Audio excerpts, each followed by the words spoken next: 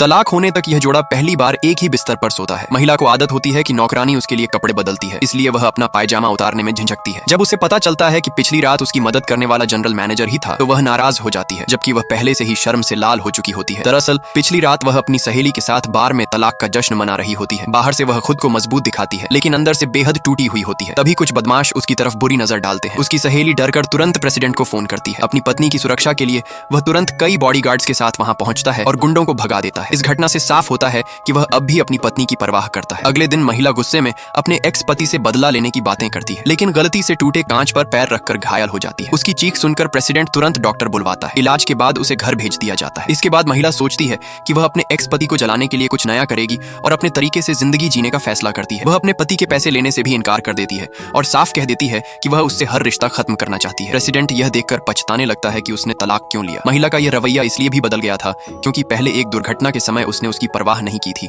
और उसकी बातों ने उसे अंदर से तोड़ दिया था। जब उसे दूसरा मौका मिलता है तो वह बिना हिचकिचाहट तलाक के कागजों पर साइन कर देती है और बिना किसी पैसे के घर छोड़ने का फैसला करती है। यह देखकर प्रेसिडेंट को शक होता है कि वह कोई खेल खेल रही है, लेकिन सच में वह उससे दूर जाना चाहती है। बाद में वह अपने पति की कंपनी जाती है, लेकिन वहां उसकी नई सेक्रेटरी उसे रोक देती है और अपमानित करती है। जब प्रेसिडेंट आता है तो वह स्थिति को गलत समझकर अपनी पत्नी को ही डांट देता है। इस बार महिला चुप रहती है और कुछ भी समझाने की कोशिश नहीं करती। उसका बदला हुआ व्यवहार देखकर प्रेसिडेंट हैरान रह जाता है और उसके पीछे जाता है, लेकिन वह अब उससे बात नहीं करना चाहती। जब वह किसी दूसरे आदमी के साथ जाती हुई दिखती है तो प्रेसिडेंट के दिल में डर पैदा होता है कि शायद वह उसे हमेशा के लिए खो चुका है। उसी दौरान एक और महिला जिसे वह पहले से जानता है वापस आती है और एक दुर्घटना में उसकी पत्नी से टकरा जाती है। दोनों के बीच बहस होती है और हालात और भी उलझ जाते हैं। कहानी यहाँ इस मोड़ पर पहुंचती है जहाँ गलतफहमियां